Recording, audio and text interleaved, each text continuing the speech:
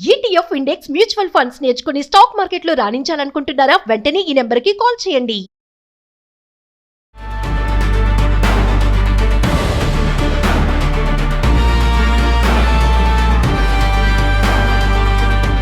నమస్తే, welcome back to Suman TV. Present మనతో పాటు ఉన్నారు అమెరికాలో 24 ఇయర్స్ నుంచి ఉంటున్నటువంటి ఎంఎన్సీ ఎగ్జిక్యూటివ్ వీరభద్రరావు గారు. నమస్తే సార్. నమస్తే అమ్మ.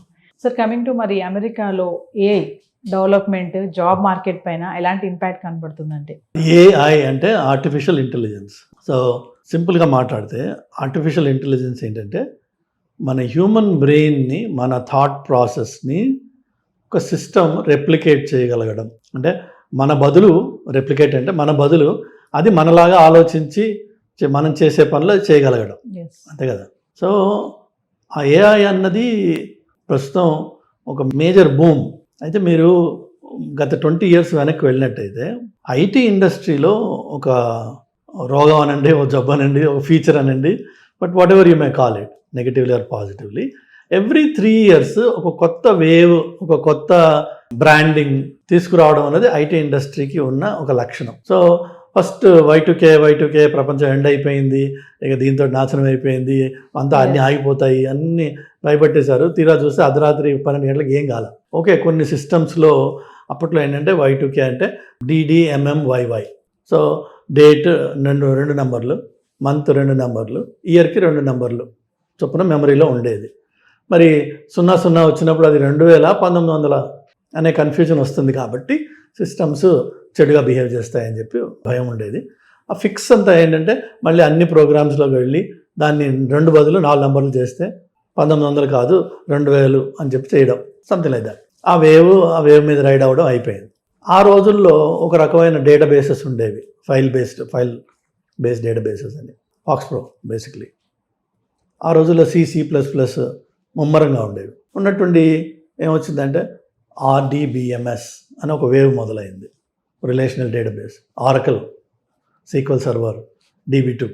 ఇంక ఎక్కడ చూసినా సరే మీకు RDBMSకి షిఫ్ట్ అయిపోవాలి, RDBMS షిఫ్ట్ అవ్వాలి. ఆబ్వియస్లీ ఆ రోజుల్లో స్టోరేజ్ చాలా ఎక్స్పెన్సివ్ ఉండేది. సో మెమరీ కానీ స్టోరేజ్ కానీ, అలానే ఎప్పుడైనా పిక్చర్స్ మనం చూస్తే సిస్టమ్స్ సైజులు చూస్తే మన రూమ్ అంత సైజు ఉండేది ఒక మెయిన్ ఫ్రేమ్ అంటే. అలాగా ఆ రోజుల్లో RDBMS అనేది ఒక వేవ్. మీకు నేను ఇండస్ట్రీలో మొదలైన రోజుల్లో విజువల్ బేసిక్ జాబ్స్ అసలు ముమ్మరంగా ఉండేవన్నమాట. అసలు every second job is a visual basic job. అది కొంత నడిచింది పంత. దాని తర్వాత ఉన్నట్టుండి ఈ C++ లాగా బాగా డిఫికల్ట్ ప్రోగ్రామ్ లాంగ్వేజెస్, అవి చాలా డిసిప్లిన్ ఉండాల్సిన ప్రోగ్రామ్స్, మెల్లిగా దాన్ని మార్ఫ్ చేసి జావా అని ఒకటి వచ్చింది. అదొక వేవ్ నడిచింది దాన్ని. ఇది అయిన తర్వాత ఇంకో 3 ఏళ్ళకి అప్లికేషన్ సర్వర్స్ అని వచ్చాయి, అదొక వేవ్ నడిచింది. ఈ వేవ్ నడుస్తున్న టైం తర్వాత మీకు ERPs అని వచ్చాయి, SAP, ఆరకిల్ ఫైనాన్షియల్స్, ఇలాంటివి వచ్చి అసలు మేము ఇండస్ట్రీకి ఎలా బిజినెస్ చేయాలో మేము చెప్తాం అని ఈ ERP సిస్టమ్స్ వచ్చాయి. నేను ఫస్ట్ అమెరికాకి వెళ్ళిన రోజుల్లో 2000 టైంలో ఒక్కొక్కడికి బిల్లింగ్ రేటు $600, $450. వాడు సండే టు థర్స్డే పనిచేస్తే థర్స్డే ఈవినింగ్ ఇంటికి వెళ్ళిపోవడం కానీ ఫ్లైట్. ఉన్నన్ని రోజులు వాళ్ళకి మంచి హై క్లాస్ హోటల్స్, మంచి హర్డ్స్ రెంటల్ కార్స్, వాళ్ళ full expenses paid, and then on top of it వాళ్ళకి $400-500 పర్ అవర్ చొప్పున ఇచ్చేది. ఆ రోజుల్లో చాలామంది చాలా బాగుపడ్డారు. మెల్లిగా ఆ ERP వేవ్ చల్లబడ్డది. అరే నాన్న, బిజినెస్ చెప్తుంది నీకు సాఫ్ట్వేర్ ఏం చేయాలన్నది, సాఫ్ట్వేర్ బిజినెస్కి చెప్పదు అన్నది మెల్లిగా ఒక రియలైజేషన్ వచ్చింది. దాని తర్వాత మెల్లిగా కొన్ని రోజులకి ఈ క్లౌడ్ మొదలైంది. అమెజాన్ అనండి, గూగుల్ అనండి, మైక్రోసాఫ్ట్ అజూర్, క్లౌడ్ అంటే ఎవ్రీథింగ్ క్లౌడ్కి వెళ్ళాలి. అలా ప్రతి 3 సంవత్సరాలకి ఇండస్ట్రీలో ఒక కొత్త వేవ్ రావడం అన్నది చాలా పరిపాటి. ఎందుకు అంటే technology by definition is driven through innovation. ఎలా ఇంకా కొత్తగా చేయొచ్చు. ఇప్పుడు ఆ రోజుల్లో రిలేషనల్ డేటాబేస్ ఎందుకు వచ్చింది? ఒక పర్టికులర్ ప్రాబ్లమ్ని సాల్వ్ చేయడానికి వచ్చింది. ఇప్పుడు అదే రిలేషనల్ డేటాబేస్ పోయి కాలమ్నర్ డేటాబేస్ అయింది. ఎందుకంటే ఇది క్లౌడ్లో ఉంది కాబట్టి ఇట్స్ అ డిఫరెంట్ వన్. అంటే ఇప్పుడు ఇక్కడ మనకి ఇండియాలో లే ఆఫ్స్ అవుతున్నాయి సార్ ఐటీ సెక్టార్లో. అమెరికాలో కూడా అదే వే నడుస్తుంది అనుకోవచ్చు అంటారా? అక్కడ కూడా జాబ్స్ పోతున్నాయి అంటే నిజమేనా? పోతున్నాయి. కానీ ఇప్పుడు జరుగుతుంది ఏంటంటే ఏఐతో వచ్చిన ఇంపాక్ట్ ఏంటంటే, మీకు ఇప్పుడు ఒక ట్రెండ్ వచ్చేసి యూఎస్లో ఎంట్రీ లెవెల్ జాబ్స్కి ఎవరు జనరల్గా అక్కడ హైర్ చేయరు కూడా. టిపికల్గా మన ఇండియన్ కంపెనీస్ కానీ లేక అక్కడ లోకల్ ఎంప్లాయర్స్ వెండర్స్తో రిలేషన్షిప్ ఉన్న వాళ్ళు కానీ వాళ్ళు ఏం చేస్తారంటే ఈ ఎంట్రీ లెవెల్ జాబ్స్ ఐడియల్గా ఆఫ్ షోర్లో పెట్టండి ఆ రిసోర్స్ని అంటారు. సో లోవర్ కాస్ట్లో వస్తాడు. వేరే కొద్దిగా ఎక్స్పీరియన్స్ ఉన్న ఆర్కిటెక్ట్స్ కానీ, డిబిఎస్ కానీ, బిజినెస్ అనలిస్టులు కానీ వీళ్ళు ఆన్ సైట్లో హైర్ అవుతూ ఉంటారు. అందుకనే మీరు చూస్తే ఇప్పుడు ఈ స్టూడెంట్స్కి ఎందుకు జాబ్స్ రావట్లేదు, ఎందుకంటే వాళ్ళని కాలేజ్ నుంచి తీసుకొచ్చి అక్కడ అమెరికన్ డాలర్స్లో వాళ్ళని హైర్ చేసి జాబ్స్ ఇవ్వడానికి మీకు cost models, profit models work కావు. అక్కడ వాడిని హైర్ చేసే బదులు ఇక్కడ హైర్ చేస్తే మీకు 40% 50% మీకు మార్జిన్ మిగులుతుంది. అందుకని చెప్పి ప్రిఫరెన్స్ ఏముంటుంది, don't hire any entry level guys in the US. So AI వల్ల జరిగేది ఏంటి అంటే మనము రోజువారీ చేసే పనులు ఏవైతే ఉంటాయో అవి ఆర్టిఫిషియల్ ఇంటెలిజెన్స్ ఏంటంటే మీరు నేను లేకుండానే ఒక కాల్ వచ్చింది అనుకుందాం మీ ఫోన్ నెంబర్ మీద, ఆ కాల్ని నేను ఒక బాట్ తోటి ఆన్సర్ చేయించి న్యాచురల్ లాంగ్వేజ్ ప్రాసెసింగ్ కేపబిలిటీ అంటే మీరు నేను మాట్లాడినట్టుగానే ఒక మనిషిలాగా ఆ కాల్ని ఆన్సర్ చేసి are you calling for Naveena, okay what's the subject, అలా ఎంగేజ్ చేస్తూ ఆ కాల్ని మొత్తం హ్యాండిల్ చేయగలిగిన కెపాసిటీ ఈ రోజున సాఫ్ట్వేర్కి ఉంది. అలాంటప్పుడు మీ ఫ్రంట్ ఆఫీస్లో రిసెప్షనిస్ట్ అక్కర్లేదు, మీకు కాల్ హ్యాండ్లింగ్ వరకు అక్కర్లా, ఇంకా వేరే ఏమైనా పనులు ఉన్నాయనుకోండి అప్పుడు మీకు మనిషి అవసరం ఉంటుంది. అలాగా మీకు కొన్ని పనులు బ్యాక్ ఆఫీస్ అంటాం, మెయిన్లీ ఏవైతే ఫ్రంట్ ఎండ్ లేని బ్యాక్ ఆఫీస్లో జరిగే పనులు ఉంటాయో అవన్నిటినీ కూడా ఏఐ ద్వారా మీరు మేనేజ్ చేయగలరు. కాబట్టి ఆ లెవెల్ ఆఫ్ రిసోర్సింగ్ ఎంతైతే ఉందో దాన్ని మీరు తగ్గించేయగలరు. వాళ్ళనే లే ఆఫ్స్ అంటున్నారు మీరు. అట్లానే ఈవెన్ సాఫ్ట్వేర్ డెవలప్మెంట్లో కూడా ఏఐ ఇన్ ఎస్డిఎల్సి అంటాం, సాఫ్ట్వేర్ డెవలప్మెంట్ లైఫ్ సైకిల్లో ఏఐ ఎట్లా ఇన్ఫ్లుయెన్స్ చేస్తుంది. దాదాపు 40 to 50% రొటీన్ వర్క్ని మొత్తం కూడా టెంప్లెట్స్ ద్వారా ఏదైతే చేయాలో ఒక స్టాండర్డ్గా స్ట్రక్చర్డ్గా ఏఐ మీకు చేసి పెట్టేస్తుంది. ఓకే, దానివల్ల మీకు చాలా మటుకు లో లెవెల్ జాబ్స్, రెపిటేటివ్గా పెద్ద ఇంటలెక్ట్ సంబంధం లేని జాబ్స్ ఏవైతే ఉంటాయో అవి ఎలిమినేట్ అయిపోయే అవకాశాలు బాగా ఉన్నాయి, అవుతున్నాయి అవి. సో దానికి రెమెడీ ఏంటి, మందు ఏంటి అంటే మనము ఓ మెట్టు పైకి వెళ్ళగలిగితే ఆ ఆటోమేషన్ ఎక్కడైతే చేస్తున్నారో అది ఆ ఆటోమేషన్ కేపబిలిటీ మనం నేర్చుకున్నట్టయితే దెన్ మీరు ఆ లో లెవెల్ జాబ్ చేయకుండా 1 step అబవ్ పైకి వెళ్తే you will become the one to automate and eliminate that లో లెవెల్ వర్క్. ఆ విధంగా ఏఐ ఎఫెక్ట్ చేస్తోంది. కానీ ఏఐలో కూడా చాలా నెగిటివ్స్ ఉన్నాయి. అయితే రీసెంట్గా ఈ ఆంథ్రోపిక్ అని కానీ అలానే గూగుల్ జెమినై, క్లాడ్, చాట్‌జిపిటీలు ఇలా రకరకాల మోడల్స్ ఉన్నాయి, రకరకాల కంపెనీస్ ఉన్నాయి. వీళ్ళందరూ గత 3 ఏళ్లుగా విపరీతంగా సంపాదించారు, వాళ్ళ స్టాక్స్ కూడా విపరీతంగా పైకి వెళ్ళాయి. కానీ వీళ్ళందరికీ మోడ్ మీద చైనా వచ్చి ఒక దెబ్బ కొట్టింది. చైనా ఏం చేసింది అంటే వీళ్ళు చేసే మోడల్స్నే చైనా ఓపెన్ సోర్స్ మోడల్స్గా దాన్ని రిలీజ్ చేసేసింది. ఓపెన్ సోర్స్ అంటే మీరు డౌన్లోడ్ చేసుకుని మీ ఇష్టమైన మీరు చేసుకోవచ్చు. సో దానివల్ల జరిగేది ఏంటంటే ఎవరెవరైతే ఈ రోజున మార్కెట్ డామినేషన్ ఉందో అది త్వరలో క్రష్ అయిపోయే అవకాశం ఉంది. నెక్స్ట్ ఎవరెవరికైతే ఎంతూజియాజం ఉందో ఇది వాడుకుందామని ఇప్పుడు క్లాడ్ మీకు మినిమం సబ్స్క్రిప్షన్ పర్ ఇయర్ $200 ఉంటుంది.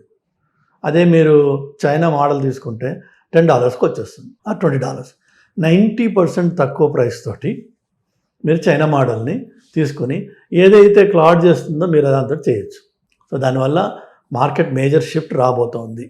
కానీ ఏది వచ్చినా సరే ఏఐ వల్ల మంచి జరిగే అవకాశాలు చాలా ఉన్నాయి, చెడు జరిగే అవకాశాలు కూడా ఈక్వల్లీ ఉన్నాయి. అవి ఆల్రెడీ జరుగుతున్నాయి. ఎందుకంటే ఆర్టిఫిషియల్ ఇంటెలిజెన్స్ అన్నప్పుడు ఇప్పుడు మీరు రోబాట్స్ గోయింగ్ రోగ్ అంటాం. సో రోబాట్ మనకి అవుట్ ఆఫ్ కంట్రోల్ పోయి అది మన మీదే వచ్చి పడే అవకాశాలు ఎలా ఉన్నాయో ఈ ఏఐ ప్రోగ్రామ్స్ కూడా కంట్రోల్ తప్పి ఎంటర్ప్రైజెస్ని చాలా హార్మ్ చేస్తున్న కేసెస్ రీసెంట్గా బయటకు వస్తున్నాయి. ఆ కష్టం ఉంది ఓ పక్కన. సో దానికే గవర్నెన్స్, సెక్యూరిటీ కంట్రోల్స్, అబ్జర్వబిలిటీ ఇలా రకరకాల విషయాలు దాని చుట్టూ కంచె కట్టాల్సిన అవసరం ఉంది.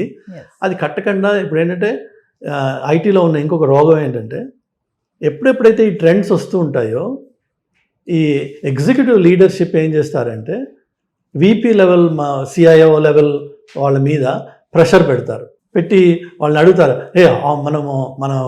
మన కంపెనీలో ఎంత ఏఐ వాడుతున్నాం మనం అంటే ఇప్పుడు వీడు వెళ్ళి చెప్పుకోవాలి అక్కడ. ఆ చెప్పుకోవడం కోసం అని చెప్పి వీళ్ళు ఏదో ఒకటి చేస్తూ ఉంటారు.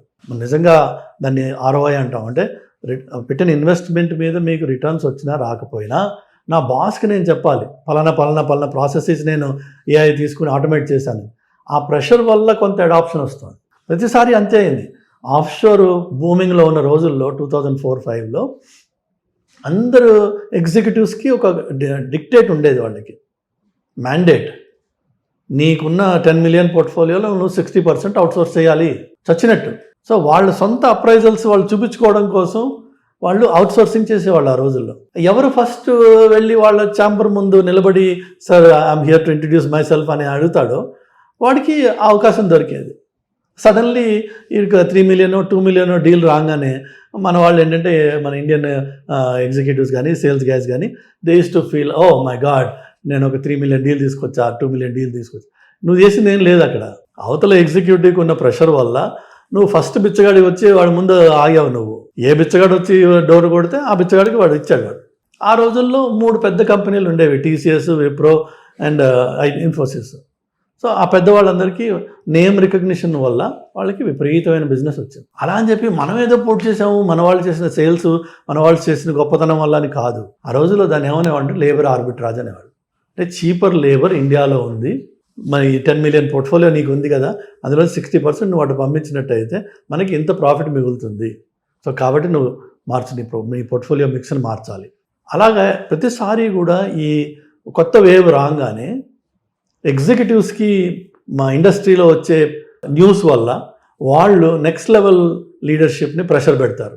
నువ్వేం చేసావు చూపించు, నువ్వేం చేసావు చూపించు అంటే వీళ్ళు ఇక పరిగెత్తుకుంటూ వెళ్ళి ఏదో ఒక వెండర్ని పట్టుకున్నాం, ఇంటర్నల్ రిసోర్సెస్ని పట్టుకున్నాం, అందులో కొంత డబ్బు పోస్తారు. ఇప్పుడు పరిస్థితి ఏంటంటే ఆ డ్రైనింగ్ అంతా అయిపోయింది, ఎంతైతే వేస్టేజ్ అవ్వాలో అయ్యింది. అది నా things are settle down a little bit. వాళ్ళు దే ఆర్ క్వశ్చనింగ్ దెమ్సెల్వ్స్. ఈ ఆటోమేషన్ కానీ ఈ ఏఐ అడాప్షన్ కానీ చేసినట్టయితే నాకు వచ్చే లాభం ఏంటి, ఆ లాభం చూపించగలిగిన చోటనే ఏఐ ప్రోగ్రామ్స్ అవుతున్నాయి. అంతేగాని సరదాగా నా రెజ్యూమే అప్డేట్ చేసుకోవడం కోసం, నేను ఒక కొత్త స్కిల్ తయారు చేయడం కోసం వెళ్ళి ఇక్కడ నేను ఒక ఎక్స్పెరిమెంట్ చేస్తాను, నాకు ఒక 250K బాస్ లేదంటే 500K బాస్ అంటే ఆ రోజులు పోయినాయి. సో ఏఐ వల్ల మంచి ఉంది, చెడు ఉంది. కానీ పిల్లలు నేర్చుకోవాల్సిన పని ఏంటంటే ఆ ఏఐ ఎక్కడెక్కడ ఇంపాక్ట్ అవుతోంది, దానివల్ల మనము బెటర్ ప్రోగ్రామర్స్ ఎట్లా అవ్వచ్చు నేర్చుకున్నట్టయితే మీకు ఆ లోవర్ లెవెల్ జాబ్స్ ఏవైతే ఎలిమినేట్ అయిపోతాయో, మీరు అందులో ఉండకపోతే మీ లైఫ్ ఆటోమేటిక్గా సెక్యూర్ అయిపోతుంది. Thank you sir. Thank you.